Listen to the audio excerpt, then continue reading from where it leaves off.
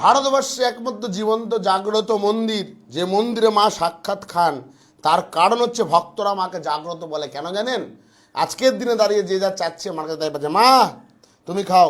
ওং এবং মিষ্টান্ন পরমান্ন ব্যঞ্জনাদি সহিত সামিষ সিদ্ধান্ন শ্রীমৎ পরমেশ্বরী দক্ষিণা কালিকাং দেবতাং নিবেদামি।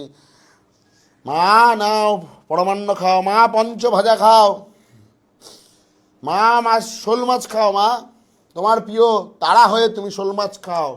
মা তুমি যেহেতু 5 বছরের বাচ্চা মেয়ে রূপে ভক্তদের দর্শন দাও, এনাও মাছের পেটি খাও, এনাও মা মাছের মাথা খাও। সকল ভক্ত যেই ভক্তদের শত্রুতে জর্জরিত, তারা মাকে মাছের মাথা দিয়ে ভোগ দিয়ে যান। মাছের সেই শত্রুদের ভক্তদের শত্রুদের মাথা চিবিয়ে খাও, চিবিয়ে খা, তুই তারা হয়ে চিবিয়ে খা।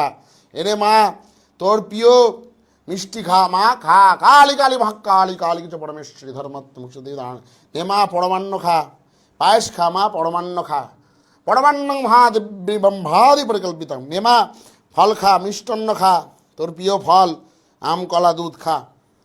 জয় মা জয় মা কালী কালী মহাকালী কালী কিছু পরমেশ্বরী ধর্মাত্মক দেবী নাড়া। মা মাগো মা গ্রহণ করো, ভক্তের কারণ গ্রহণ করো, নেয় মধ্যমাংশ বলি প্রিয়া গ্রহণ করো, মা গ্রহণ করো। মাকে বিশুদ্ধ কারণ হয়, বাজার দিয়ে কিনে আনলেই কারণ মাকে দেওয়া যাবে না, বিশেষ এক পদ্ধতিতে শোধন করে সে কারণ মাকে দেওয়া হয়। আপনারা যদি কারণ যা দেবেন বাজার দিয়ে কোনো দিন মাকে, কালীকে বা তারা মাকে কোনো দিন বাজার দিয়ে কারণ কিনে এনে তাদের দেবেন না, বা বিশেষ গুরুর কাছ থেকে শুনে নেবেন কীভাবে করতে হয়, বিশেষ এক পদ্ধতিতে সেই কারণ গ্রহণ করতে হয়। জয় মা পরমেশ্বরী। মা আপনার কি মনে হচ্ছে মা কি খেয়েছে? কি খেয়েছে বলুন তো? মার মুখের সামনে নিয়ে গেল, আবার রেখে দিল, এইভাবে মা খাচ্ছে।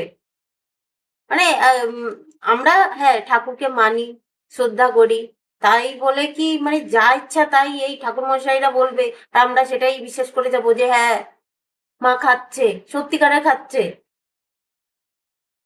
আর এই ভক্তদেরকে বলবে যে হ্যাঁ মা খাচ্ছে, এটা আনো এটা আনো, মাকে দেবো, তাহলে মা সন্তুষ্ট হবে, আপনি যেই মনোকামনা করবেন, যেই মানসিক করবেন সেটা ফলবে। আর কিছু কিছু মানে এরকম অন্ধ ভক্ত আছে যে সেটাই বিশ্বাস করে যায় আর সেটাই এনে এনে দেয়, দেয় বলেই তো আজকে এইসব করতে পারছে না। মানে যা ইচ্ছা তাই, মানে কি বলবো, কিছু বলার নেই।